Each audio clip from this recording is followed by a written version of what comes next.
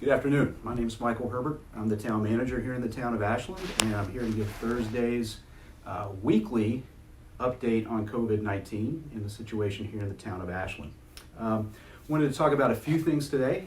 First, we wanted to talk about actually the COVID-19 cases here in town, what we're up to, and also address some of the concerns and questions that have arisen about Market Basket here in Ashland on the Framingham line. I want to talk a little bit about some of the closures that we have at our local parks and playgrounds, also some new information related to our state parks and some state facilities here in town and where we are with regards to those. I want to talk a little bit about some of the state and federal programs that have recently been made available to help you or your business and show you to where you can get some more information on that and how you can take advantage of some of those. Obviously, it's very trying times for everybody here, and I think it really speaks to the characteristic of resiliency. Those of you that know me know that I'm a big proponent of resiliency or grit or however you want to classify it. And there's nothing like a situation like COVID-19 and coronavirus which helps us develop that characteristic and develop that skill. And a lot of people have been very, very kind and writing to me and letting me know how much they appreciate me doing this outreach and posting videos and doing newsletters and getting information out. They always express concern about my mental health and well-being, but I actually am in a pretty good situation because I actually have a job to do that is pretty defined. So from the time I wake up to the time I go to bed at night, I know what I have to do every day and every minute of every day. And so I'm pretty lucky in that way. Other people, they have to find things to do. Their whole routines have been completely transformed by coronavirus.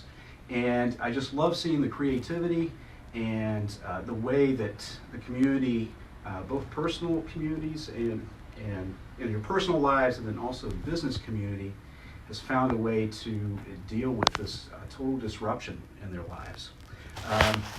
Our business community has really stepped up, and I'm hoping that we can, in fact, continue to support them and continue to help them thrive.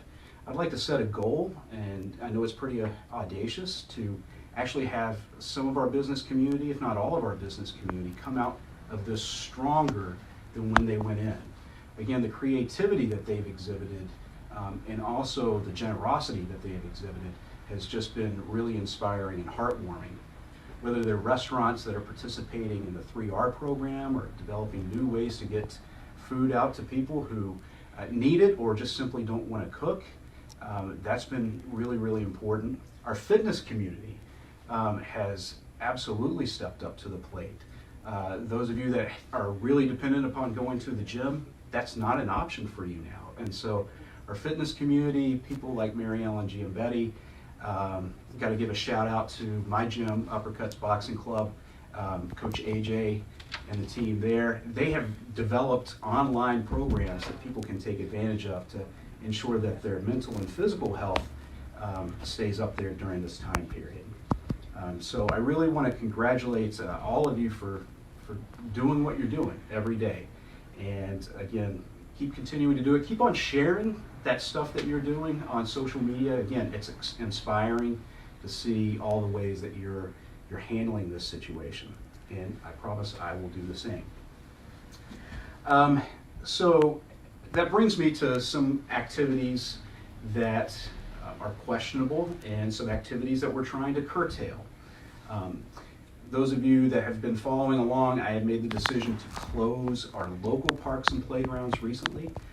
Unfortunately, we're still seeing people congregate there. The next step I'm going to need to take is actually doing things like zipping up basketball hoops, start patrolling it more aggressively with our police department to ensure that people are abiding by the guidelines and abiding by the rules that have been established. It's very, very important for people to stay home and to stay away from other people at this time. It's not just for your health and welfare and well-being, but it's also for the health and welfare and well-being of those around you and those that you love. We're also seeing, this behavior kind of creep out into the state parks and some of our larger forested areas here in town. These are things that we greatly value, and they're a great resource for people. But unfortunately, they're being abused by some people. And so I'm here to deliver the news that Framingham State has actually closed off their parking area to the Warren Conference Center.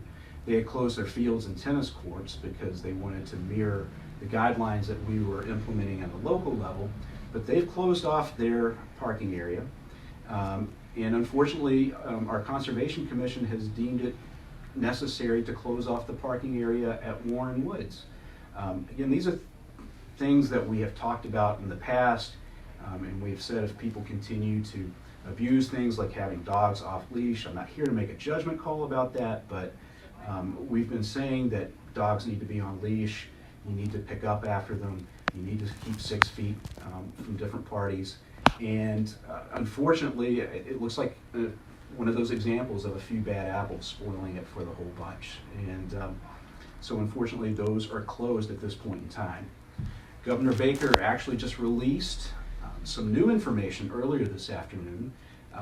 So state parks, their parking areas are closed, at least with the beaches. I'm still trying to get some definition as to what exactly is included in those restrictions. I'm sure that refinement and definition will be starting to come out eventually.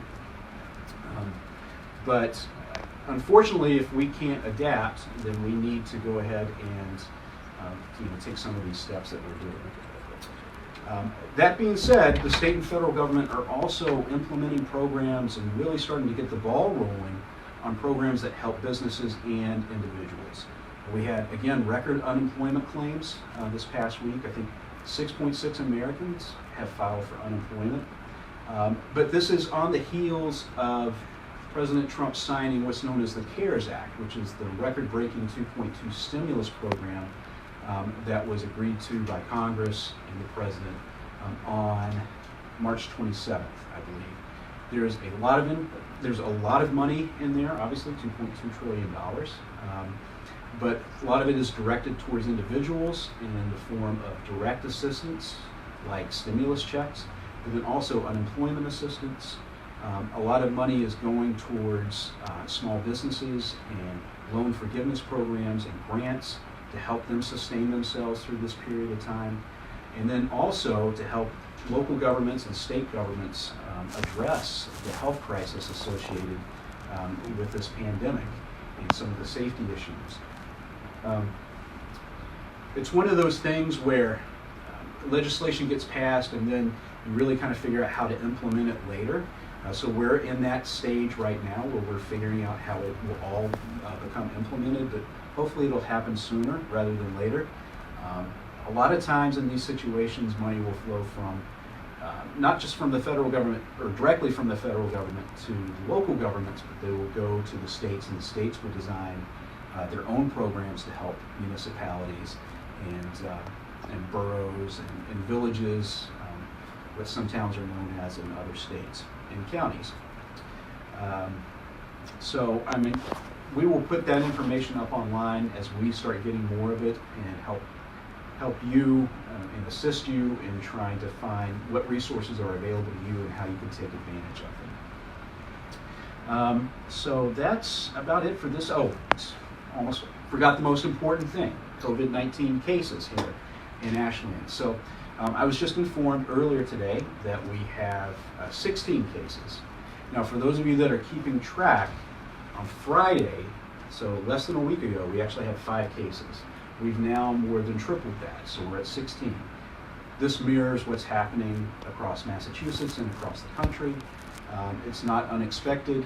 As more people are getting tested, we're getting more positive cases, and I expect that number to continue to grow. We have, in turn, ramped up our own capacity internally in terms of staffing. We are utilizing the assistance of our school nurses. I'd like to thank Superintendent Adams and Audrey LaCroix, who's the head nurse over the schools, for helping us, again, build capacity at the nursing level to help track some of these cases. And finally, I want to just bring up the case of a positive case being determined at Market Basket. We're still trying to really get some more information about that. We can say that yes, a Market Basket employee did test positive.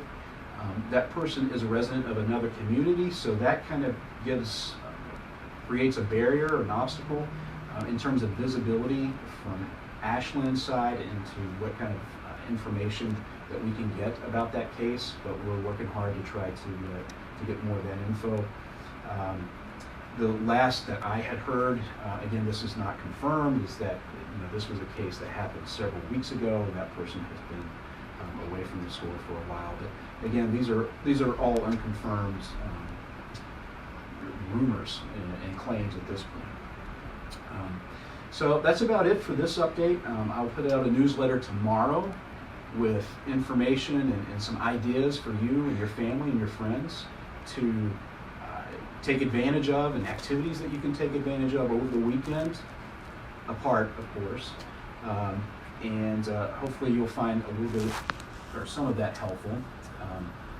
Obviously, if you have questions, non-emergency COVID-19 related questions, please feel free to call our COVID-19 hotline, 508-532-7900, or you can email us at covid19@ashlandmass.com, and we'll try to get to those as quickly as possible. And then we also have a dedicated page on the website for coronavirus, and you can find the link for that on the Town of Ashland homepage. So that's it for this update. I hope all of you are doing well, staying safe and staying sane, and healthy in these most uncertain of times. But again, everybody keep up the great work. Please, do your best to socially distance from other folks. That way we can get through this together and a whole lot quicker. All right. So thank you very much. Again, this is Michael Herbert, and I will see you soon.